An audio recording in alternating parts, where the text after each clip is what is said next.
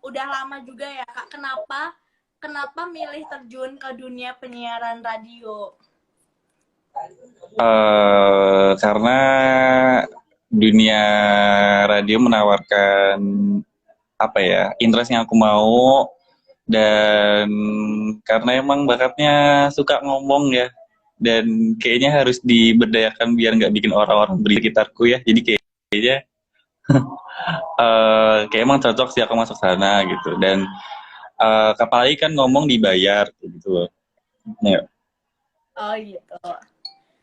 Dulu waktu sebelum terjun ke dunia penyiaran tuh kan sebelum masuk ke penyiaran ngapain aja, kayak pernah nge-MC nggak atau enggak pernah jadi apa gitu?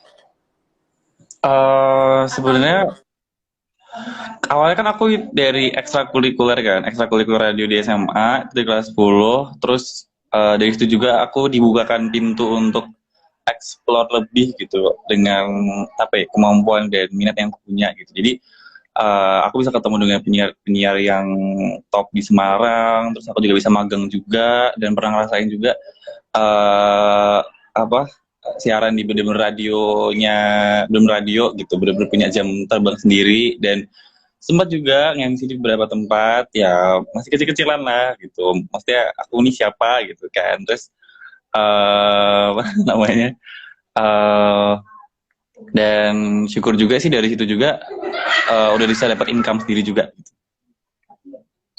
oh gitu. Jadi pernah nggak sih Kak waktu Kakak nge-MC, belajar nge-MC tuh pernah nggak sih kayak gagal gitu atau enggak semua tandanya tuh berubah terus jadi kayak nggak sesuai arahan awalnya? Sebenarnya pernah sih, kayak waktu itu pernah ini pengalaman nge-MC atau kayak siaran gitu. Pengalaman ya, mungkin apa ya, pengalaman kali ya. Eh, jadi tuh sebenarnya kalau misalnya kita terjun di dunia radio kayak gitu tuh lumayan banyak sistematika yang harus diperhatiin ya, karena setiap kita mau siaran atau mau on air itu tuh kita harus datang prepare tuh hampir sejam, dan itu tuh udah jadi apa ya, patokan maksimalnya banget gitu. Jadi sebisa mungkin tuh datang sedini mungkin. Dan eh, di sana juga kita juga apa namanya, jadi nggak yang asal kita ngomong jeblak gitu, jadi kayak harus ada briefingnya, koordinasinya juga gitu. Apalagi kalau misalnya kita siarannya berdua kayak gitu loh. Terus pernah sih satu sisi tuh bener-bener zaman-zaman awal aku mulai internship di salah satu radio swasta juga di kota Semarang, itu aku nggak sengaja nyebut salah satu merek merek minuman, dan itu kan nggak boleh karena itu di endorse kan. Terus langsung panik kan, terus untung bisa diplesetin tapi akhirnya kena eval gitu. Itu pengalaman pertama sih. Terus yang kedua ini sih, karena bawaannya kan kadang kita ngomongnya kan kadang kasar ya, atau mungkin kita pakainya kan logat Semarang Heeh. das IO gitu kan, kita nggak boleh kan sebenarnya. Terus pernah sih menyebutkan kata yang kurang pantas kayak gitu, nah itu kan sebenarnya nggak boleh gitu. Jadi itu sih pengalaman yang bikin unik gitu, dan nggak pernah aku lupain karena itu aku dimarahi. Eh, kan tadi bilangnya awal masuk penyiaran itu karena dulunya pernah ikut ekstra gitu ya di SMA ya, terus sekarang jadi penyiar gitu kan. Apa sih Kak hal yang Kakak tuh bikin tertarik di dunia penyiaran? Apa yang seru dari dunia penyiaran? Di sana tuh bener-bener kamu ketemu sama banyak orang yang kreatif, banyak orang yang uh, mungkin sejalan sama passion yang kamu ikutin gitu. Dan di sana juga bener-bener yang apa ya, kayak kamu tuh bisa explore personality kamu, dan setiap kamu punya keunikan tuh bener-bener bakal diasah di sana kayak gitu loh. Jadi itu privilege buat kalian, buat orang-orang yang mungkin pede, suka ngomong, dan apa ya, pengen uh, pengen cepat dikenal kayak gitu. Gitu. Pengen kenal. Apa yang bikin Kakak tuh di dunia penyiaran kayak apa ya? Awalnya dari ngerasa kan karena yang pertama suka ngomong, suka cerewet. Terus apa sih yang bikin kakak tuh tertarik banget masuk ke dunia penyiaran selain pengen terkenal ya? Atau pernah ngikutin karena temen atau emang dari diri sendiri gitu? Sebenarnya itu serba kebetulan ya, karena kan awalnya sebut merek nggak apa nggak sih ini merek radionya?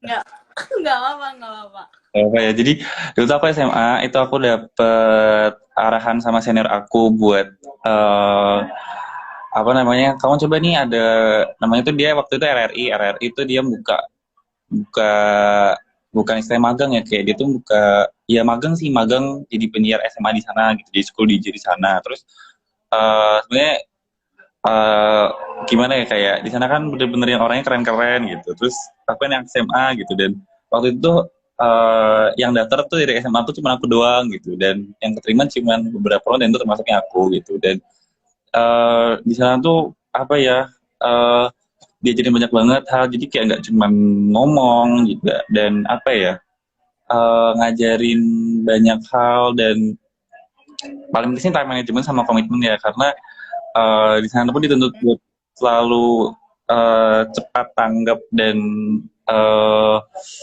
apa namanya kayak kita harus bisa menempatkan diri dengan baik gitu tergantung dengan segmen kita dan tuntut buat berpikir kreatif sih terus setelah di RR itu kan aku ketemu lagi dengan orang-orang baru dan ternyata itu juga ngebuka jalan aku lagi aku nggak bakal berhenti sampai situ doang gitu dan setelah program magangku selesai selama 3 bulan itu kan aku fokus buat UN dan jar SBM segala macam kan terus salah satu seniorku juga dia menawarin aku buat ini ikut program internship lagi yuk di radio lain tapi radio swasta gitu kan dari sebelumnya negeri ini yang swasta gitu ini radio Gajah Mada Semarang terus uh, dan di sana pun benar-benar yang itu lebih ngasah banget sih sama yang paling struggling juga karena hampir setengah tahun aku di sana dan itu bener-bener yang aku dapat uang gitu dapat uang dari ngomong kayak gitu loh dan udah dapet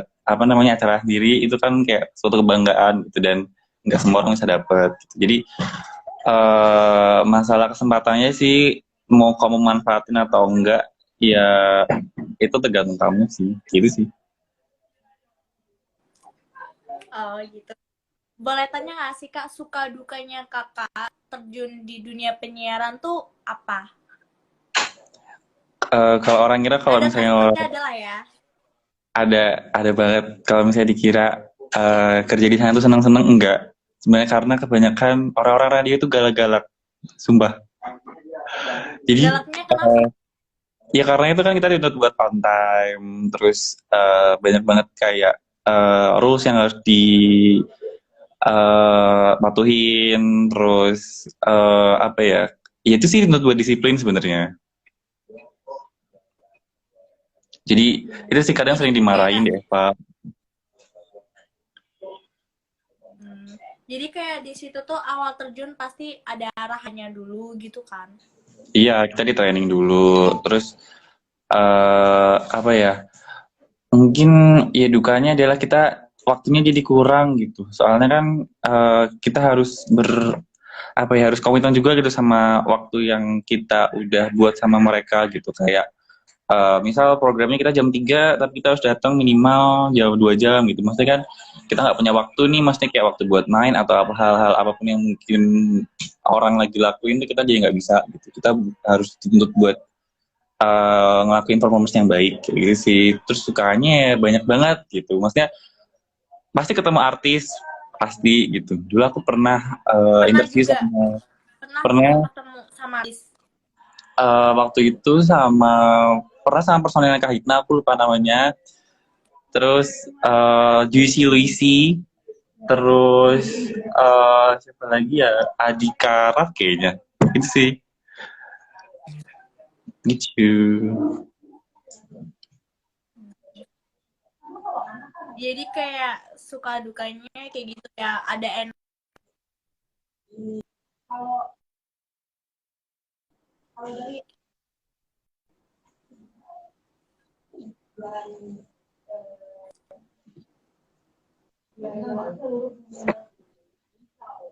Sorry, kayak tadi nge-lag Dengar. kamu ya.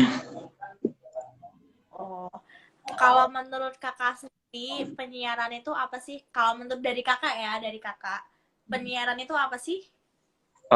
Penyiaran itu adalah eh, sebuah hal yang berusaha untuk orang lain sampaikan, sebuah pesan yang berusaha orang lain sampaikan kepada orang banyak dan memiliki tujuan dan arti tersendiri gitu. Dan pesan itu harus disampaikan ke banyak orang. Semua orang harus tahu pesan itu. Gitu sih. Itu definisi penyiaran menurut aku. Gitu sih. Apa caranya? Aku mau tanya nih, caranya kakak biar orang tuh tertarik ke dunia penyiaran itu gimana? Oke, kayaknya untuk perkembangan zaman sekarang ya kayak banyak banget orang-orang yang mungkin lagi interest banget sama radio karena ini nggak yang apa ya nggak yang muna gitu karena setiap penyiar masih muda atau mungkin lagi kuliah gitu pasti kan dia otomatis bakal dinotis sama orang gitu orang bakal tahu sama dia kayak istilahnya jadi apa ya jadi pusat perhatian gitu kalau misalnya di sekitarnya orang gitu jadi apa ya harus akan atensi juga kayaknya dia jadi salah satu apa ya hal yang teman-teman sekarang tuh pengen gitu dan mungkin dengan cara radio ini tuh salah satu istilahnya kayak panjat sosial kali ya biar cepat gitu biar kenal sama orang jadi mungkin itu sih terus penyiaran itu nggak seboring itu gitu dan sebenarnya nggak yang berkutat mungkin kalau kamu bisa ekspor lebih nggak cuma tahu Prambors, Trans FM dan Gen FM gitu karena penyiaran itu tuh bisa seluas itu jadi kayak ada penyiaran dengan bahasa Jawa ada yang pendidikan jadi kayak nggak mulu yang selalu tentang berbau-bau hal yang gaul gitu-gitu loh dan jujur radio itu long lasting kok dan sekarang pun radio-radio juga udah merambah ke podcast dan segala macam kan dan itu uh, apa Iya. ya plus juga sih buat teman-teman dan mungkin banyak kira kalau radio itu bakal apa ya bakal mati lah atau bakal ketinggalan zaman tuh enggak sebenarnya jadi ini masih jadi salah satu apa ya penyalur uh, semangat juga penyalur ekspresi juga buat teman-teman kita mungkin di masa muda sekarang sih kayak gitu. Hmm. Kan kakak jurusannya Ilkom. Ada nggak sih kakak tuh masuk ke jurusan ini karena nyangkut ke penyiaran? Ada nggak sih? Sebenarnya ada. Jadi di tempat-tempat magangku dulu yang di radio itu dan pokoknya selama perjalanan hidupku tuh aku kan tadi banyak ngomong tentang senior, senior, senior. Nah, semua itu orang Ilkom. Iya. Dia orang Ilkom dan dia yang buka jalan aku buat dia jurusannya tetap Ilkom gitu. Jadi kan aku aja kayak gerambiang bingung kan kayak aduh jurusan apa ya gitu. Terus akhirnya dengan rekomendasi dari teman-teman senior gitu-gitu kayak masuk Ilkom aja gitu. Jadi kayak diarahin gitu loh. Jadi secara nggak langsung juga ngebentuk mindset aku biar oh yaudah deh Ilkom aja gitu. Nerusin apa yang udah aku bangun selama SMP dan SMA dan sebelum-sebelumnya gitu sih. Berarti banyak juga ya kak. Kebanyakan tuh kalau di dunia penyiaran kebanyakan dari jurusan Ilkom ya. Nggak juga sebenarnya kayak itu mayoritas, cuman beberapa tuh ada yang benar-benar kayak ngelimpang gitu. Ada yang teknik informatika, ada yang ilmu sejarah, ada yang matematika juga. Jadi kayak macam-macam, cuman mayoritas pasti notisnya mesti orang ilkom kayak gitu. Yang bikin kakak terjun tertarik banget itu tuh dukungan gak sih? Dukungan dari orang rumah atau dari siapa? Itu ada nggak kayak didukung gitu? Atau emang dari diri sendiri pengen terjun ke dunia penyiaran? Hmm, motivasinya ya iya sih pasti ada dukungan dari teman-teman dan kayak kadang senang sih kalau misalnya suara kita tuh denger atau notice nih kayak misal kalau aku lagi siaran gitu tiba-tiba ada yang WA kayak Jen aku denger suara kamu loh ini dia request tahu kayak itu salah satu kayak kepuasan tersendiri lah gue tahu kalau misalnya lagi siaran gitu dan itu jadi kayak motivasi sih kayak oke aku harus jadi lebih baik dan lebih baik lagi gitu biar teman-teman yang denger keluarga yang denger tuh bisa menikmatin gitu dan bangga sih gitu. Ada nggak sih kak waktu waktu kakak lagi penyiaran tuh. Terus tiba-tiba kayak ada masalah gitu, kayak ada yang gimana ya? Aku tuh bingung, paham gak sih? Aku tuh pengen ngomong, cuman tuh nggak nyampe bahasanya. Kesalahan teknis gitu atau gimana? Kayak gitu mungkin ya. Pernah nggak sih? Pernah sih waktu itu pernah siaran terus mati lampu. Itu setengah jam dan Terus gimana?